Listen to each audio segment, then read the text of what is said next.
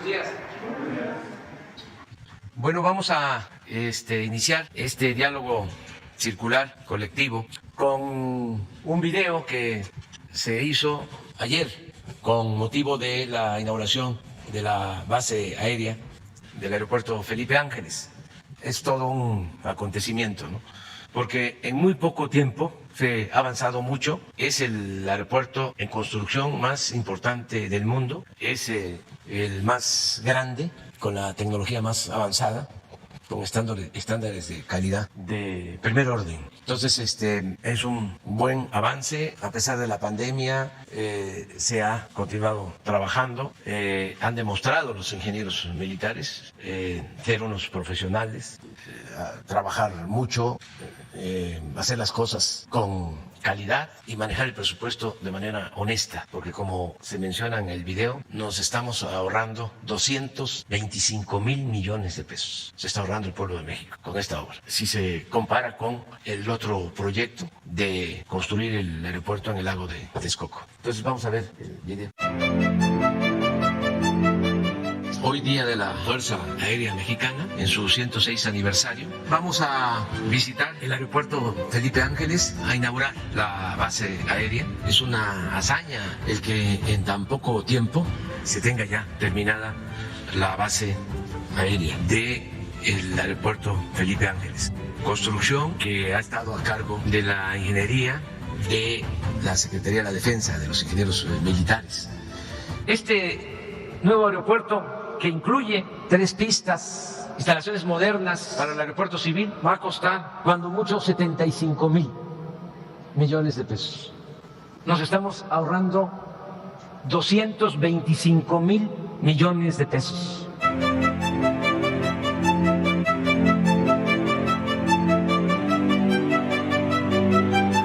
Hemos contado con el apoyo de la Fuerza Aérea Mexicana para la vigilancia del espacio aéreo, para el cuidado de las instalaciones estratégicas. Nos han ayudado para auxiliar a damnificados y de manera destacada nos han ayudado mucho durante estos tiempos de la pandemia. Mi reconocimiento a pilotos, mecánicos, técnicos, paracaidistas, a todos los integrantes de la Fuerza Aérea Mexicana. Los invito a seguir trabajando con profesionalismo y dedicación para que la Fuerza Aérea siga volando alto y nosotros mantengamos la mirada al cielo. Gobierno de México. Bueno, eso era lo que queríamos mostrar. Muy bien, vamos adelante. Vamos atrás, allá. Porque siempre empezamos adelante, pero ahora vamos para atrás. Muchas gracias, presidente. Buenos días. Meme Yamel de The Mexico News y Sin Censura.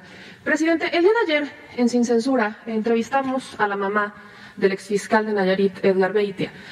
La mamá del exfiscal está solicitándole, presidente, que aplique el mismo criterio que se aplicó con el general Cienfuegos. Argumenta que si México y Estados Unidos exoneró al general, también deberían de exonerar a su hijo, que está detenido en Estados Unidos acusado de delitos relacionados con el narcotráfico. Lamentablemente, presidente, la intención sería que enfrentara los cargos por los que se le acusa aquí en México, que hablamos de cargos también muy delicados, en donde hay víctimas y testigos, más de 2,000 testimonios que aseguran que el exfiscal de Nayarit ha estado, o durante el periodo en el que fue fiscal, torturó y secuestró a distintos civiles para hacerse de sus propiedades. Estos testimonios, de hecho, ya se los llevaron a la Fiscalía General de la República, porque la Fiscalía de Nayarit ahora está acusando a los que están acusando al fiscal de ser los secuestradores y de ser los que participaron junto con el fiscal a modo de desprestigiar y de erradicar los delitos en contra del fiscal que está detenido en Estados Unidos. De hecho, hay un documento, hay una carta que se manda desde el Alto Comisionado de las Naciones Unidas para los Derechos Humanos, en donde le piden, esta carta es del 28 de enero, le están pidiendo al Estado que informe cuáles son las medidas cautelares que se están aplicando a estos testigos. Son 10 testigos, de los cuales 2 que tienen medidas ya los intentaron matar en 2 ocasiones. Este documento, por el que tuvimos acceso gracias a la periodista Laura Sánchez Ley, revela que han sido perseguidos, amenazados, Algunos ya fueron detenidos, ya están en prisión en la Fiscalía, por la Fiscalía de Nayarit, la actual Fiscalía de Nayarit, acusándolos de delitos fabricados. Entonces, presidente, aquí preguntarle dos cosas. La primera, pues si México, si usted está en los planes o se lo ha pensado sobre aplicar este mismo criterio, preocupa mucho y de hecho es el segundo caso que buscan colgarse de lo que ocurrió con Cienfuegos. El otro caso es el de Chelelo, que estaba siendo extraditado, busca ser extraditado por Estados Unidos, donde justamente buscan que se aplique el criterio que se aplicó con Cienfuegos, diciendo que la DEA les fabrica los delitos. Y la segunda pregunta, presidente, es, ¿existe alguna forma en la que se pueda atraer la investigación que tiene la Fiscalía de Nayarit en contra del exfiscal para que no se corrompa? Están fabricándoles delitos, hay un taxista que es testigo al que ya detuvieron, hay un empresario al que le quemaron sus palapas, que fue extorsionado, le quitaron, secuestraron a sus familiares y le quitaron sus negocios para hacerse de propiedades, hay videos, hay audios del exfiscal realizando esto. Entonces, ¿de qué forma podría el Estado ayudar? Porque ya está prácticamente corrompido en Nayarit. Sí, bueno, en estos casos hay que revisar la solicitud de los familiares de las personas que se considera están injustamente acusados. Eso lo puede ver la Secretaría de Gobernación. Le voy a pedir a Alejandro Encinas que él atienda este asunto. Pero también hay que acudir a la Fiscalía General de la República y no dejar de presentar estas denuncias tanto en la Comisión Nacional de Derechos Humanos como en los organismos internacionales de defensa de derechos humanos. O sea, sí hay forma, ¿no?, de que se haga valer la justicia si se lucha en ese propósito. Nosotros nunca vamos a permitir que se cometa una injusticia. Desde luego, no somos un poder omnímodo, absoluto, depende de también las decisiones que toman otros poderes, otras instancias de gobierno. En este caso, pues tiene que ver con el gobierno de Estados Unidos, con su sistema de impartición de justicia, y tenemos que ser respetuosos y no inmiscuirnos y garantizar que ellos decidan libremente, que se respete la soberanía de Estados Unidos y nuestra soberanía. Entonces, sí hay forma. O sea, mi recomendación es que cuando se piense de que hay un hecho arbitrario, injusto, se luche por los cauces que existen hasta lograr que se esclarezcan las cosas y se imparta justicia. Hay particularmente, presidente, la Fiscalía General de la República ya tiene conocimiento. En diciembre del año pasado, de hecho, fueron los testigos, las víctimas, a realizar las denuncias. Llevaron los más de 2,000 testimonios a la Fiscalía General de la República, los recibió el fiscal Alejandro Gertz Manero, y a raíz de estas denuncias es que incrementaron los ataques en contra de ellos. De hecho, sabemos que Encinas ya tiene conocimiento de esto, y lo que están pidiendo, con el respaldo del Alto Comisionado de las Naciones Unidas, es que se les interpongan medidas cautelares que protejan, que resguarden la vida, porque son 10 personas que está su vida en riesgo por realizar estas denuncias. Pues sí, es algo que nosotros podemos hacer, es nuestra responsabilidad, proteger a estas personas. Entonces es con Alejandro Encinas. Ya el hecho de que tú lo estés planteando aquí ya significa ayudarlos para que los dejen de hostigar, que ya se sepa. Cuando un asunto de esta naturaleza se hace público, hay cierta protección. Entonces, vamos a que la Secretaría de Gobernación actúe. Particularmente, presidente, sobre este mismo tema, solo preguntarle, entonces, para aclarar, ¿no estaría México buscando interceder por el fiscal o por nadie más con Estados Tendríamos que tener elementos de pruebas. En el caso del general Cienfuegos, cuando pedimos información, que debieron, de conformidad con los acuerdos que se tienen de cooperación, informarnos, y no lo hicieron. Cuando hicimos una nota diplomática inconformándonos, ellos reconocieron que se había procedido de manera indebida, que no nos habían informado. Antes se esgrimía, se argumentaba de que el gobierno de México protegía a los delincuentes y que por eso no se informaba. Se daba como un hecho de que los infalibles, los justicieros, eran los de afuera. Nosotros no aceptamos eso, porque nosotros llegamos al gobierno para acabar con la corrupción y con la impunidad y para hacer realidad la justicia. Entonces, el gobierno de Estados Unidos actuó bien, reconoció de que estaba mal el procedimiento y les solicitamos que nos enviaran la información. Entonces, cuando nos envían el expediente y lo revisamos, nos damos cuenta de que no había elementos de prueba, de que no era una investigación seria, de que habían fabricado prácticamente el expediente o el delito por el que se le quería juzgar al general. Entonces, es cuando tomamos la decisión de pedirle a la Fiscalía que investigara, y la Fiscalía llega pues a la conclusión de que no habían elementos. Entonces, como sabíamos de que iba a generarse la sospecha, y hay muchos, aparte de nuestros adversarios conservadores que están en contra de todo lo que hacemos, hay también muchos simpatizantes, por decirlo de alguna manera, de las agencias extranjeras que hacen investigación, muchos simpatizantes. Entonces sabíamos que estos expertos en asuntos de justicia, de combate al narcotráfico, se iban a lanzar con todo. Ya se frotaban las manos, ¿no?, para decir, este gobierno es igual que los otros. Por eso, al momento que la Fiscalía decide que no hay elementos para juzgar al general Cienfuegos, doy la instrucción de que se publique íntegro el expediente, para que todos los mexicanos lo analizaran. Ahí está todavía el expediente en las redes. Y como en efecto no hay elementos, pues ya no pudieron hacernos ningún cuestionamiento. Un agente de la DEA, un exagente, que tiene un apellido de un gran periodista mexicano, que a lo mejor es hasta familiar de él, un periodista de la época de la Reforma, de la época de la República Restaurada, cuando tuvimos el mejor periodismo que haya habido en México, en toda la historia. Grandes periodistas. Su apellido de este exagente de la DEA, que opina mucho. No, Vigil. Es que un periodista Vigil de la época de la Reforma y de la República Restaurada, brillante, yo creo que familiar de él. Exagente, sin conocer el expediente, declaró a un programa de radio en el sentido de que estábamos nosotros protegiendo al general Cienfuegos. Yo creo que después que vio el expediente, ya tiene, pienso, otra opinión. Opina exactamente igual. De hecho, dice que la DEA tiene hasta más elementos. Bueno, pues ya, ni modo, porque Hay presidente, así ya no se puede, pues. Pero de todas maneras, uno tiene siempre que argumentar. El debate tiene que ser con argumentos. Presidente, aprovechando justo que toca el tema, resulta preocupante porque, como le menciono, son dos casos que buscarían colgarse de la situación de Cienfuegos. Quisiera solo quizás precisar, se argumenta que México es el que solicita que Estados Unidos le retire los cargos.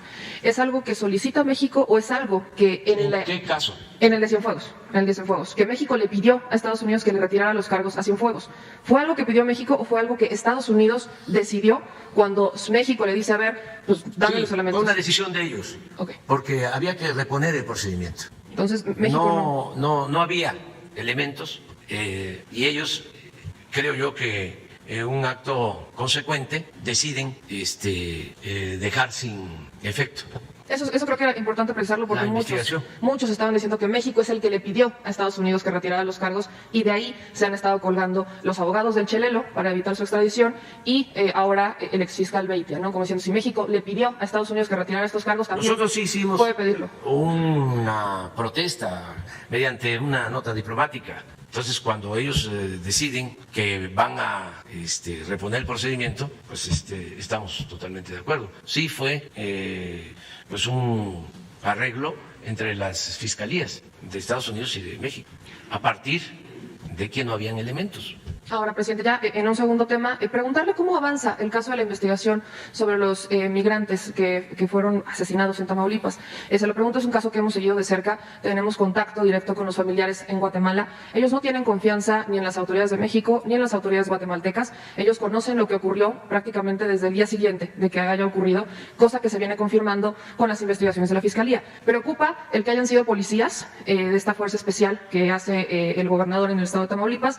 Preocupa que estén involucrados agentes de migración. Entonces, presidente, ahí preguntarle cómo avanza esto, qué ha fallado, particularmente en Tamaulipas. Es una zona en donde recientemente ocurrió algo similar. Otra camioneta aparece con cuerpos calcinados adentro en la misma zona. ¿Qué se planea hacer? ¿Qué planea hacer diferente su administración en este periodo que no haya hecho antes? Pues dos cosas. Primero, la protección de los derechos humanos. Cuando decidimos fortalecer la frontera sur para controlar el fenómeno migratorio, estamos pensando, y lo seguimos contemplando, en proteger a los migrantes, porque no es lo mismo que estén los migrantes en albergues del sur que se internen al norte del país. Es lamentable decir esto, pero los antecedentes que se tienen es que los migrantes corren más peligro en los estados de la frontera norte, en particular en Tamaulipas, por todo lo que sabemos. Entonces, fue siempre un argumento de nuestra parte, es decir, necesitamos cuidarlos, protegerlos.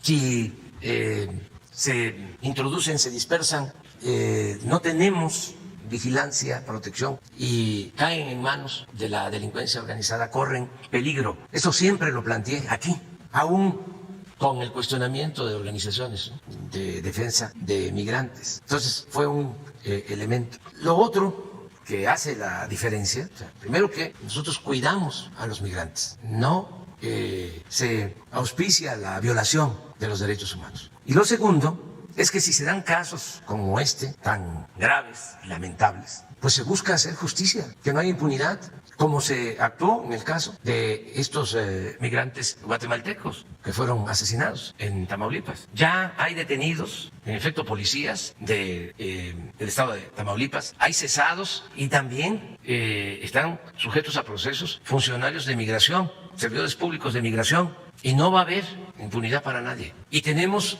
una relación constante con los familiares de las víctimas. Hemos estado hablando con ellos en Guatemala y con las autoridades de Guatemala. Y ellos, en efecto, como tú lo mencionas, saben muy bien lo que sucedió y está en proceso la investigación. Y vamos aquí a aclarar todo cuando tengamos los elementos, porque está en proceso la investigación, no ha concluido incluso la identificación de todos los cuerpos. Sí. Pero sí estamos trabajando en eso. Presidente, ahí, si no hubiera sido, seamos realistas, si no hubiera sido por la intercesión del gobierno federal, el gobierno del estado muy probablemente se hubiera quedado callado. Lo sabemos porque el gobernador reaccionó una vez que el gobierno federal empezó a participar. Preocupa porque hablamos de un gobernador que está también investigado por varias cosas, desde sobornos por la reforma energética hasta investigaciones por vínculos con el narcotráfico. Preocupa porque es una zona en la que siempre están ocurriendo estos delitos, es exactamente el mismo paso.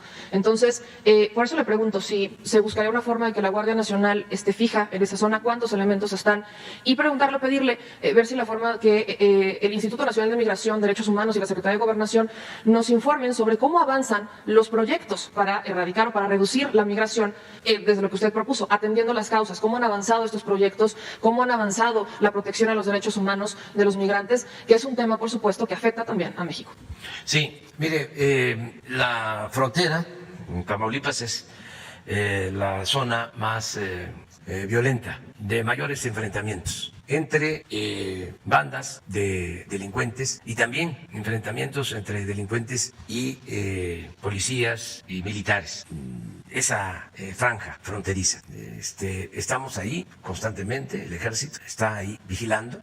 Se ha avanzado, pero es muy conflictiva esa frontera, donde sucedieron estos hechos. No fue muy cercano a la frontera, fue más limítrofe con el estado de Nuevo León, pero toda esa región está muy violentada.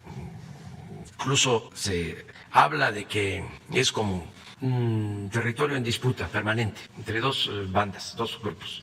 Y ahí, en toda esa región, incluso además de armamento de alto calibre, utilizan las bandas uniformes militares y hay mucha agresividad. Yo aprovecho para mandar el mensaje a los integrantes de estas bandas, sobre todo a jóvenes que desistan, que abandonen esa actividad ilícita que perjudica a semejantes, al prójimo, pero también les afecta a ellos, a sus familiares. Tiene que haber un cambio de actitud, recordar que ahora hay opciones, hay alternativas para salir adelante, que los jóvenes tienen posibilidad para estudiar, que tienen posibilidad de tener un trabajo en el programa Jóvenes Construyendo el Futuro, que no es como antes, que se le daba la espalda a los jóvenes, que lo único que hicieron fue llamarles ninis, que ni estudian ni trabajan, tratarlos de manera despectiva. No, ahora hay miles de jóvenes que están recibiendo apoyos.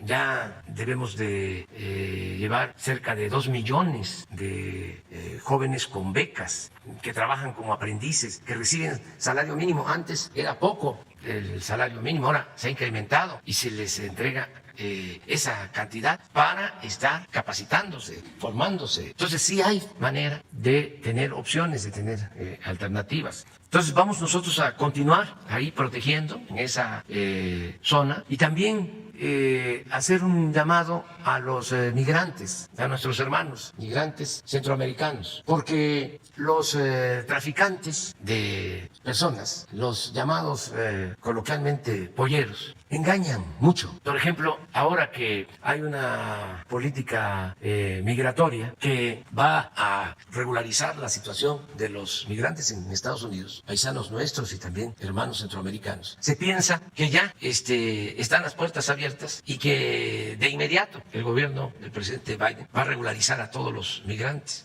Pues yo tengo la obligación de decirles que hay esa política y son muy buenas las intenciones y yo lo celebro, pero el mismo presidente Biden me ha informado de que les va a llevar un tiempo el definir su política migratoria, el ordenar la política migratoria. Entonces, que no es que ya todos pueden ir a Estados Unidos y van a ser regularizados, que todavía no hay una definición en lo concreto, que es un lineamiento de política todavía. Falta la aplicación de esa política, que es tu pregunta. Y decirles incluso que continúan las deportaciones como se daban en el gobierno anterior, en el mismo número, porque no se puede, hay que entenderlo, modificar una política migratoria de un día para otro. Entonces, que tengan nuestros hermanos migrantes esta información para que no se dejen engañar por los traficantes de personas que les pintan un mundo color de rosa, que no es así, que yo sí espero que ellos tengan posibilidad de salir adelante. La política nuestra, y es lo que estamos proponiéndole al presidente Biden, es que se ayude a los pueblos de Guatemala, de Honduras, de El Salvador, de Centroamérica y al sur de México, y que haya inversiones. Nadie sale de sus casas, abandona a su familia por gusto, lo hace por necesidad, buscando trabajo, buscando opciones. Centroamérica, como el sureste de nuestro país, fue muy afectado por las inundaciones, por huracanes, además de la pandemia. Entonces sí hay una situación difícil, pero se tiene que ir buscando la forma de que haya opciones alternativas de trabajo y bienestar en los lugares de origen de los migrantes. Y en eso estamos. Por eso también en el caso de México, nosotros no podemos, como quieren nuestros adversarios y los intelectuales conservadores, defensores del régimen anterior, del régimen de corrupción, del antiguo régimen, que quieren que paremos las obras del Tren Maya, del Istmo, la refinería de Dos Bocas. Imagínense, pues no van a haber fuentes de empleo. ¿Cuánto trabajo se genera la construcción del Tren Maya? ¿Qué no saben estos intelectuales, que son hasta historiadores, lo que han significado las obras de infraestructura que se han hecho en el país, los empleos que se generaron cuando en las distintas épocas históricas se construyeron los ferrocarriles nacionales? ¿Qué no saben lo que significa el construir una refinería, el construir una obra de infraestructura? Les doy un dato.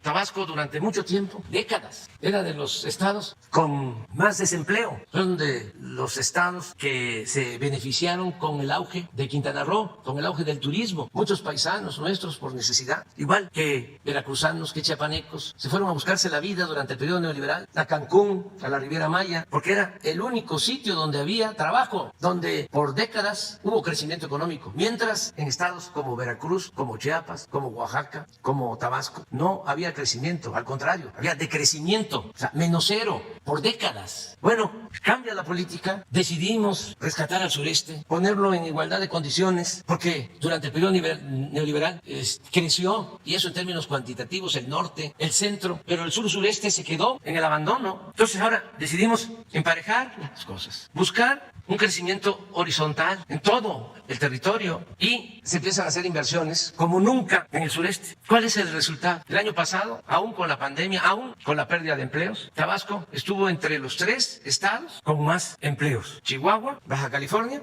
y Tabasco. ¿Por qué razón? Por la construcción de la refinería, por la reactivación de la actividad petrolera. Entonces, ¿qué tenemos que hacer para enfrentar el fenómeno migratorio? Pues desarrollar Centroamérica, seguir con las cortinas de desarrollo de sur a norte para ir reteniendo con trabajo, con bienestar a la gente y que no se vean obligados a emigrar. Esa es la política. El gobierno de Estados Unidos tiene que apoyar en esto. Nosotros ya no queremos el Plan Mérida. Hace poco hubo una polémica sobre eso, que yo estaba planteando incluso que no existiera el Plan Mérida, aunque estaba yo proponiéndolo así. Es algo ya decidido. Nosotros no queremos cooperación militar, no queremos que nos manden helicópteros artillados. Nosotros queremos cooperación para el desarrollo, que se pueda llevar a cabo un plan conjunto para otorgar créditos baratos a productores de Centroamérica, del sureste, que se pueda apoyar con programas como el Sembrando Vida a productores centroamericanos, que se impulsen actividades productivas, que haya bienestar. Por ejemplo, es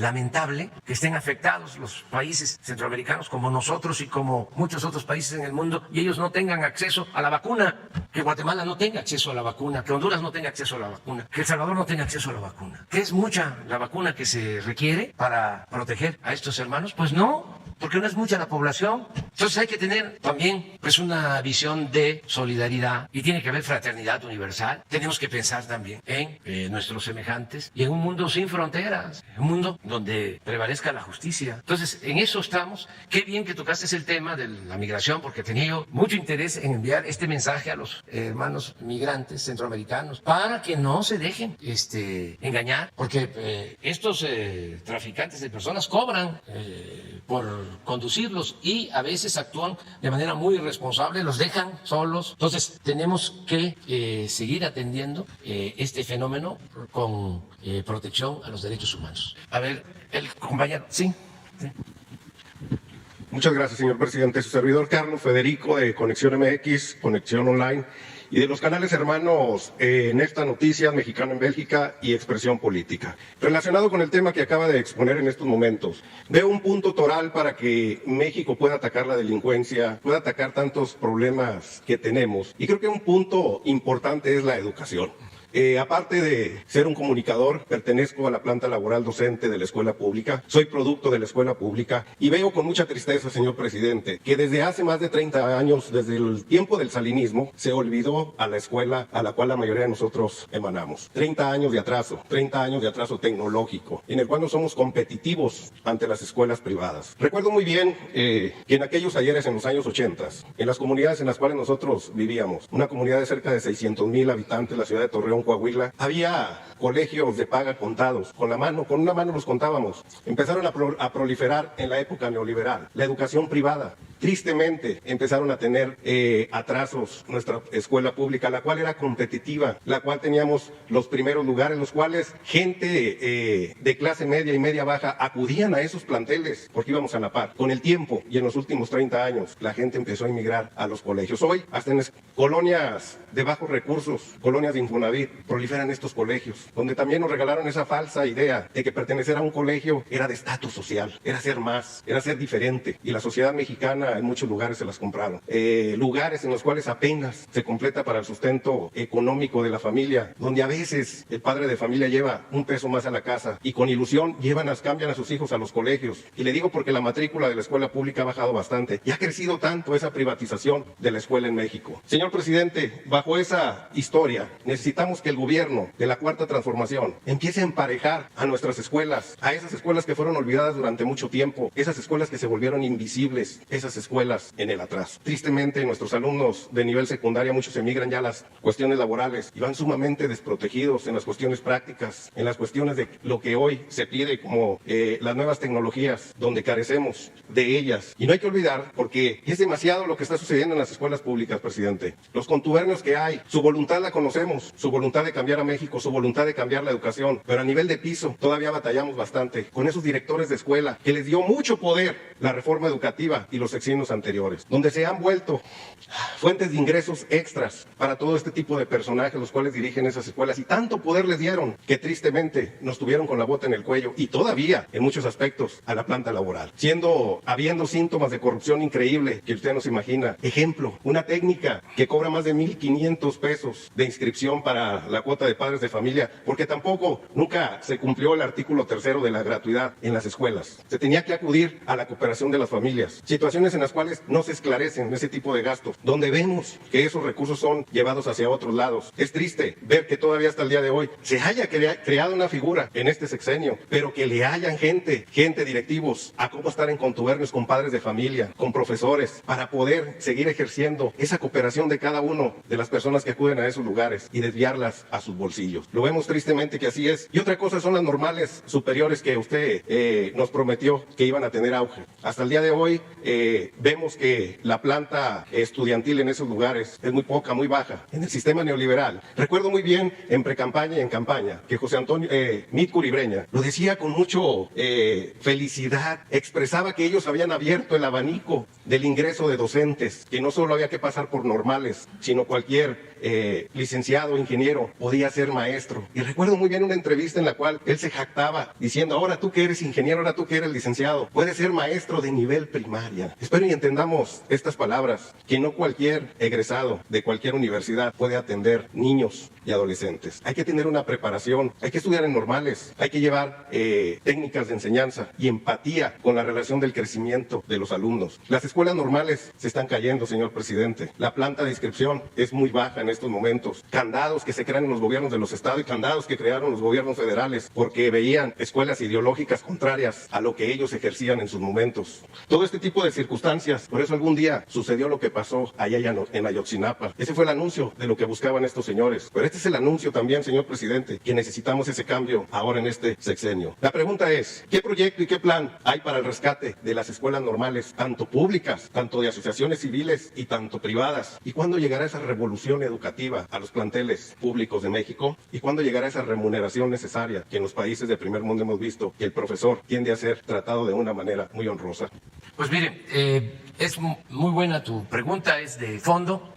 Y me permite decir que nosotros vamos a continuar con el proceso de transformación y que, como todos sabemos, es fundamental la educación para el desarrollo, para el bienestar. ¿Qué estamos haciendo? No es qué vamos a hacer. ¿Qué estamos haciendo aún con la pandemia? Llevamos un año padeciendo de la pandemia. Primero, se le está dando un trato digno a los maestros, que no tiene que ver nada más con lo salarial o con lo material. Ya no se insulta al maestro, como se hizo durante el periodo neoliberal. Ya no se denigra a nuestras maestras, a nuestros maestros, porque en el plan de privatizar la educación, en el modelo anterior, se tenía que descalificar la educación pública. Y esto incluía descalificar a los maestros, culparlos del atraso educativo del país. Habían campañas con ese propósito. Si estaba mal la educación, era porque los maestros no trabajaban, porque había mucho ausentismo, porque eran unos revoltosos. De ahí surgió, en efecto, la campaña en contra de las normales públicas, de las normales rurales, en contra de Ayotzinapa, el cierre del Meche, todo eso. Bueno, esa política ya no prevalece, ya no es así. A lo que hacías referencia de que cualquiera podía ser maestro, por la idea de cancelar las normales, pues ya en la nueva legislación queda establecido de que los maestros de las escuelas tendrán que ser egresados de las normales y que todo el que sale, que todo el que egresa de una normal tiene garantizada una plaza. Entonces, lo primero son los maestros. ¿Qué resultados hemos tenido? Desde luego, hay una situación muy especial por la pandemia que nos llevó a suspender las clases presenciales. Pero no ha habido protestas de maestros como era antes, porque se canceló la mal llamada reforma educativa. Entonces, vamos a seguir apoyando a los maestros. Esa es una política, el apoyo al sector magisterial. No se puede mejorar la calidad de la enseñanza sin el maestro. Una de las cosas absurdas de la mal llamada reforma educativa era que querían imponer una política educativa sin los maestros. ¿Cómo mejorar la enseñanza sin el maestro, sin la maestra? Si son los que están en el aula, son los que transmiten el conocimiento. Porque la verdad no era mejorar la calidad de la enseñanza lo que buscaban los neoliberales. Su propósito era poner la educación al mercado, privatizarla, convertir la educación en una mercancía, que solo pudiesen adquirirla quienes tuvieran para pagar colegiatura, para pagar una escuela privada. Y en efecto, crecieron mucho las escuelas privadas, creció la matrícula de las escuelas privadas y se estancó y se redujo la educación pública. Yo nunca he estado en contra de la educación privada. El que tiene para pagar una escuela privada lo puede hacer, está en su derecho. Pero el gobierno está obligado a garantizar la educación pública gratuita de calidad en todos los niveles escolares. Y eso es lo que prevalece ahora. O sea, educación pública gratuita de calidad. 1. Y vamos a seguir con eso. 2. La escuela. Se tenía en el abandono las instalaciones educativas y inventaban que los pizarrones electrónicos, que los sistemas de cómputo para las escuelas. Todo para robar. Fraudes fraguados desde lo más alto de la administración pública. A ver, ¿dónde están los pizarrones electrónicos? ¿Dónde están las computadoras, los sistemas de internet que instalaban en las escuelas? No hay nada. ¿Y qué se va a hacer? A ver, voy por parte, porque esto es muy importante. Ahora se está entregando el presupuesto del mantenimiento de las escuelas de manera directa a los padres de familia, a las sociedades de padres de familia. Voy a pedirle a Jesús, a ver si podemos, con Carlos Torres, que te mande los programas prioritarios para que puedan ustedes ahora mismo, y además me sirve para informarlo, de que ya hay 50,000 escuelas que están recibiendo de manera directa su presupuesto para el mantenimiento. Y que me consta, porque por eso estoy constantemente recorriendo todas las comunidades. Acabo de estar hace relativamente poco, hace como un mes y medio, en San Ignacio, Sinaloa. Iba yo a supervisar un camino a Tayoltita, de San Ignacio a Tayoltita, Durango, y me pararon unas señoras que querían que yo me bajara a la escuela, porque todo el apoyo se está entregando a las sociedades de madres, de padres de familia, y se está haciendo la recomendación respetuosa de que se busque, de que sean mujeres las encargadas de los comités, sobre todo del manejo del dinero. Entonces me bajé, me acuerdo, a ver, a lo mejor encuentran el Face de ese día. La comunidad se llama El Odazal, es San Ignacio, porque esto ayuda mucho. O sea, las preguntas de ustedes a mí me sirven para comunicar a todo el pueblo, porque pues esto no se conoce o no se difunde en los medios convencionales. Entonces sí es importante que se sepa. Eso es lo segundo, el que todas las escuelas van a tener su presupuesto. Te hablo de este programa por lo de las cuotas. Al momento que cada escuela tenga su presupuesto, porque le llega el dinero de la tesorería de la federación hasta la escuela, sin intermediarios, porque si no, no llega o no llega completo. Por eso es directo. Esto ya evita que se utilice el pretexto de que se necesitan las cuotas, porque eso llevó también a la privatización de escuelas públicas. O sea, al final de cuentas son colegiaturas disfrazadas de cooperación. Esto pasa mucho en las universidades públicas, de que se paga cuotas, y deberían de hacer un esfuerzo en las universidades públicas, que son autónomas, para reducir gastos superfluos. Todo lo que gastan directivos de universidades públicas,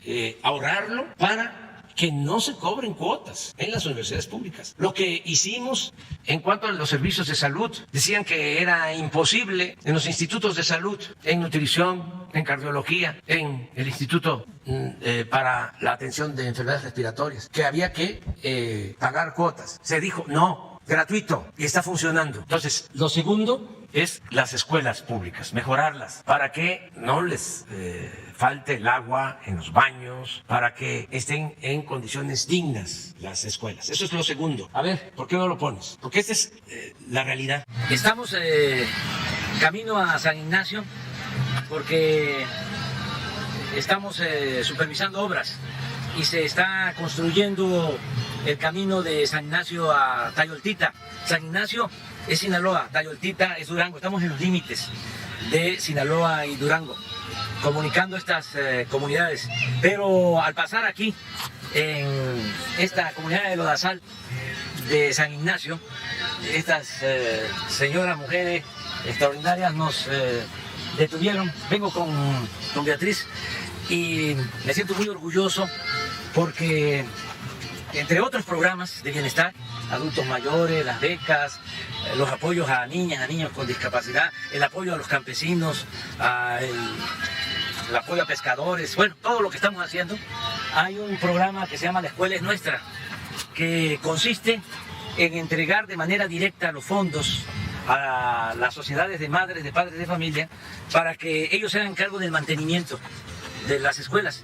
Ya no mandar el dinero del mantenimiento de las escuelas a través de las instituciones del gobierno federal, del gobierno estatal, del gobierno municipal, porque no llega, o llega con moche, con piquete de ojo.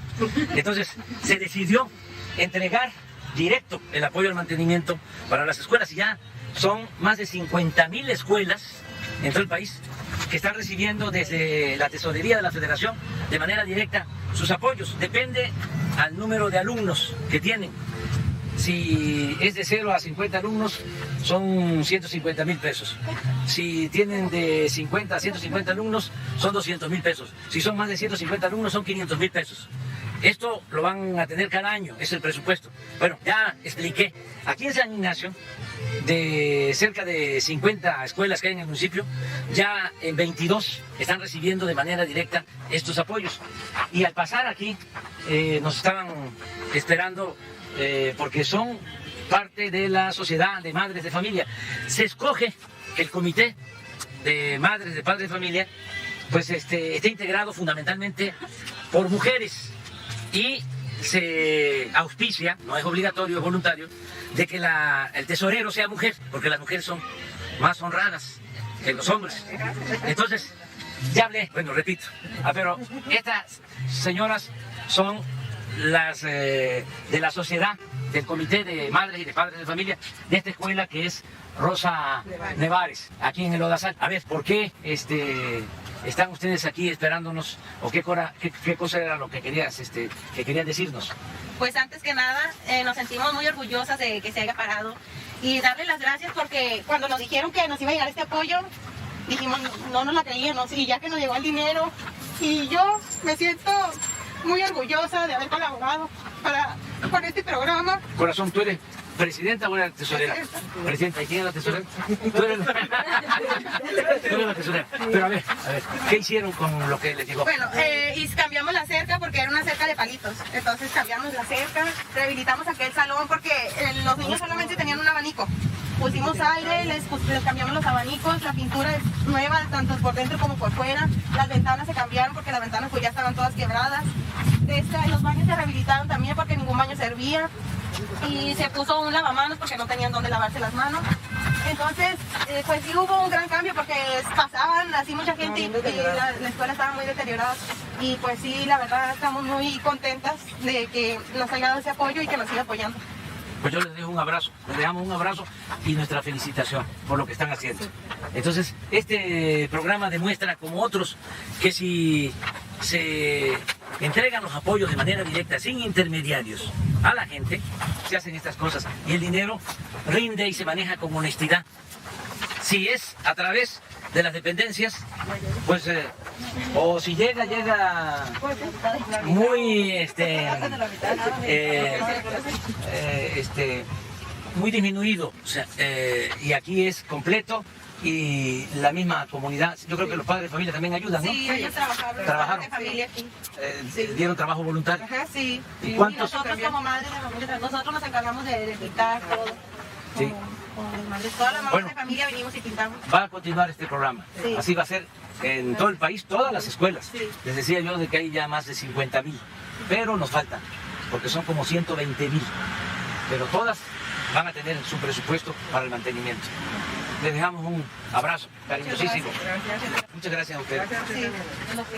Tercero, eso es lo segundo. Tercero, los contenidos educativos. Tenemos la oportunidad de mejorar los contenidos de los libros que se utilizan en las escuelas. 6 años, ya sé, me quedan menos de 4, pero agrego 2 más porque si los cambian, no lo van a hacer de inmediato.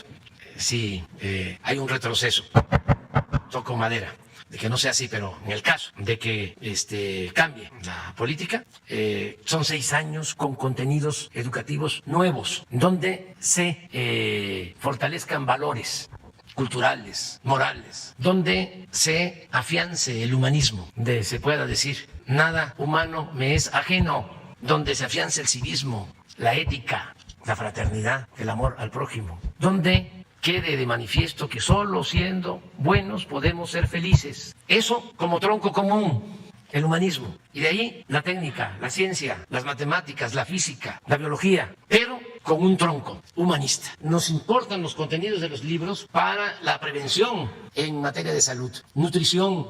Nos importa mucho el que haya orientación en contra de las adicciones, la no violencia, todo lo que tiene que ver con lo formativo. Entonces, eso es lo tercero. ya hay un equipo trabajando con ese propósito, de mejorar los contenidos de los libros de texto. Y 4, mantener, y esto no es política, no es teoría, es práctica, es realidad, el apoyo de las becas. Nunca se había apoyado con becas a tantos estudiantes en el país como ahora. Pero no es que va a iniciar, llevamos 2 años desde que comenzó el gobierno y me llena de satisfacción poder decir que hay 11 millones de estudiantes de todos los niveles de escolaridad, desde preescolar hasta doctorado, 11 millones recibiendo becas, la mayoría de ellos estudiantes de familias humildes. Entonces, recapitulando, atención especial a maestras y a maestros. 2, la escuela es nuestra. 3, mejorar los contenidos educativos. 4, becas para estudiantes. Hay muchísimas otras cosas que hacen falta y que se están haciendo, pero estoy hablando de lo esencial y sobre esto vamos a seguir avanzando y vamos a seguir fortaleciendo, repito, a las normales. Nada más les doy un dato adicional. Tenemos 140 universidades públicas nuevas en todo el territorio. 140. Ahora este fin de semana voy a gira, empiezo en Tlaxcala y voy a la inauguración de una universidad pública, gratuita. Entonces, sí se está avanzando en el terreno educativo y lo vamos a seguir haciendo. Gracias, señor presidente, por la exposición. Queda más claro ahora sí hacia dónde vamos. En otro ámbito, señor presidente, nos llama mucho la atención del video que nos acaba de presentar hace un momento, de cómo con tan poco se puede hacer mucho. Me queda claro que en los anteriores sexenios no tuvimos ninguna obra magna de las más de 5 que se están haciendo en su sexenio. Don Abel Reynoso, que es un peronista exiliado en los Estados Unidos de Norteamérica, creo que a veces tienen que venir, es argentino él, creo que a veces tienen que venir opiniones de gente que vive fuera de México, porque cuando entramos en este dinamismo, tal parece que ya no valoramos lo que está sucediendo ahorita en México, se nos vuelve tan cotidiano que en momentos escuchamos gente de otro país y nos damos cuenta el valor de lo que está sucediendo, que somos parte de un cambio, que somos parte de una transformación, que somos parte de una revolución. Y él externaba de las obras magnas que se están haciendo en este país, que no está sucediendo en otra parte del mundo, y quería relacionarlo con una autopista que todavía no se termina, que fue una obra magna que no se terminó en el calderonismo, sino se terminó entre comillas en el peñismo, la carretera Durango-Mazatlán, que tristemente constantemente pasamos por ese lugar. Y cuando llegan las épocas de lluvia, desaparecen muchas partes de la carretera. Una obra que iba a costar 8,000 millones de pesos y se convirtieron en 28,000.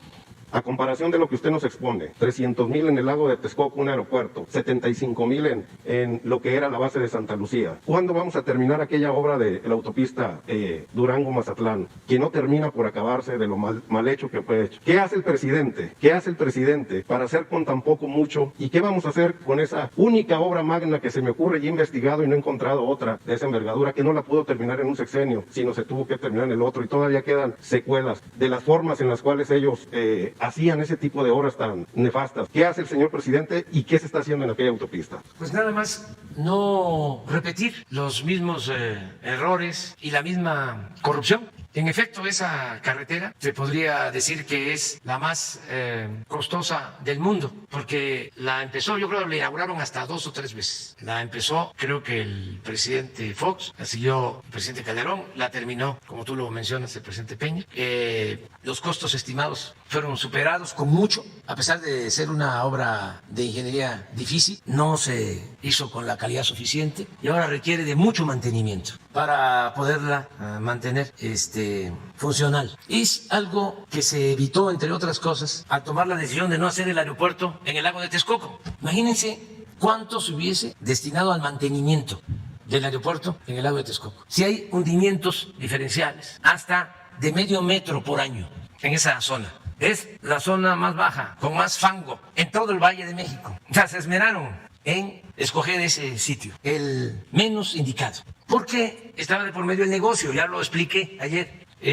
Si hacían ese aeropuerto, a como saliera, se iban a quedar con los terrenos del actual aeropuerto, 600 hectáreas, y ya tenían proyectado hacer una especie de Santa Fe. Entonces era un gran negocio inmobiliario. Construían el nuevo aeropuerto con un costo estimado originalmente de 300,000 millones y tenían que cerrar el actual aeropuerto. O había que cerrar el actual aeropuerto. Nada más daba yo como datos el hangar presidencial que se hizo hace 5 años costó 1,000 millones de pesos y se tenía que abandonar. Y la terminal 2 del aeropuerto de la ciudad se hizo hace 15 años y costó 12,000 millones de pesos. Iba a desaparecer porque argumentaban que no podían convivir o mantenerse el aeropuerto de la Ciudad de México y el de Santa Lucía, que con el nuevo aeropuerto se tenían que cerrar los dos aeropuertos, el de la Ciudad de México y la base aérea de Santa Lucía, porque también en Santa Lucía estamos hablando de 2.600 hectáreas originales y también tenían apetito, hambre de dinero. ¿Cómo estaba el nivel de descomposición, de corrupción, que corrompieron hasta una institución de aviación que maneja todo lo relacionado con los espacios aéreos? Creo que se llama Mitre. Mitre, esa institución de fama mundial especializada, llegó a dictaminar que no se podía, por interferencia aérea, hacer el aeropuerto Felipe Ángeles. Ayer que fuimos, se demostró que pueden manejarse 3 aeropuertos al mismo tiempo: el Felipe Ángeles, el aeropuerto de la ciudad y el de Toluca.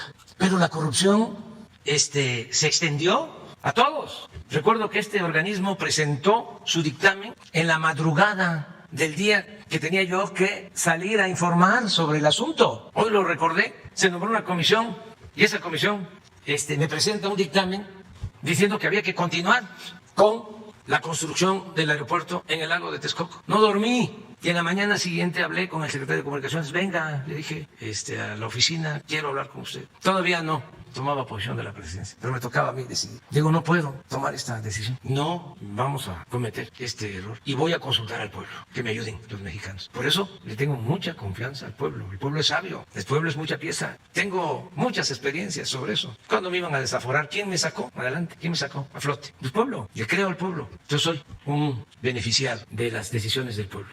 Entonces, el pueblo es el que nos salva en circunstancias difíciles. Entonces tomamos esa decisión. Bueno, ayer ya quedó demostrado que sí se podía, quedó demostrado hacer el aeropuerto. Regresando a la carretera, pues es lo mismo. Hay que estar dando mantenimiento. Lo tenemos que seguir haciendo, se tiene que seguir dando mantenimiento. ¿Por qué costó tanto? Por la corrupción.